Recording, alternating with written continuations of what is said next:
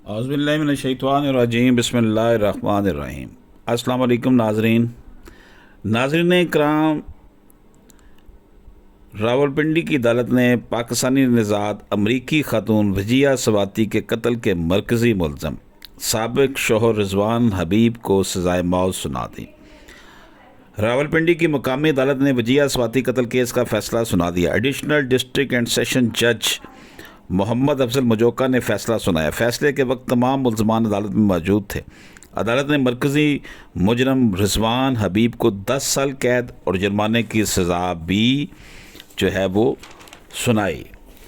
नाज़रीन इकराम, मकतूला के साबिक़ सुसर मुल्ज़म हुर्रियतुल्लाह और मुलाज़म सुल्तान को लाश की बेहुरमती पर 7 साल कैद और 1 लाख रुपये जुर्माने की सज़ा सुनाई गई। दीगर मुल्ज़मान रशीद और जाहिदा को अदम सबूत की बिना पर बरी कर दिया गया। वजिया स्वाति कत्ल केस का फैसला सुनाए जाने के वक्त अमरीकी सफारतखाना के 4 सीनियर एहलकार और FBI टीम भी अदालत में मौजूद थी। अमरीकी FBI अफसर ने फैसले को बेहतरीन करार दे दिया। मुल्ज़म रिजवान हबीब ने अपनी साबका बीवी वजिया स्वाति को अरबों रुपये मालियत की जायदाद का झगड़ा तय करने के बहाने पाकिस्तान बुलाकर कत्ल कर दिया था।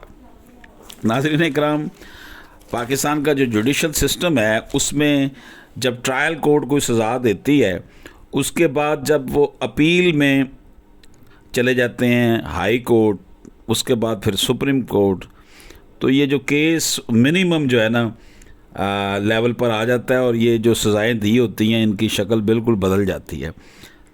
ये सूरत हाल हमारे यहाँ जो है ना अदालती सिस्टम इस तरह का है कि ट्रायल कोर्ट जो है वो सज़ा दे देती है, उसके बाद अपील्स, फिर उसमें कोई ना कोई ऐसा नुक्ता निकाल कर कुछ अर्सा तक लोग भी ठंडे हो जाते हैं और वो फिर जनाब ना मामला किसी और तरफ निकल जाता है।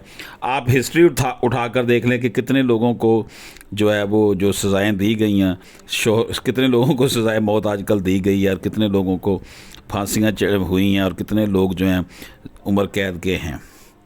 ये हमारा सिस्टम, इन्वेस्टिगेशन का सिस्टम कुछ और है। उसके बाद में गवाहान ट्रायल कोर्ट बिल्कुल फर्स्ट इंस्टेंस में जो है ना सज़ाए मौत दे देती है। बाद में जब ये अपील में जाता है तो ऐसा कोई ना कोई नुक्ता बीच में करके इनको जो है ना वो ये जो मर्डर रेफरेंस और ये होते हैं ना इनकी शक्ल बदल जाती है। बहरहाल ये मेरा एक तज्ज़िया है, आप लोग इससे इख्तलाफ भी कर सकते हैं। इजाज़त दीजिए। अल्लाह हाफिज़।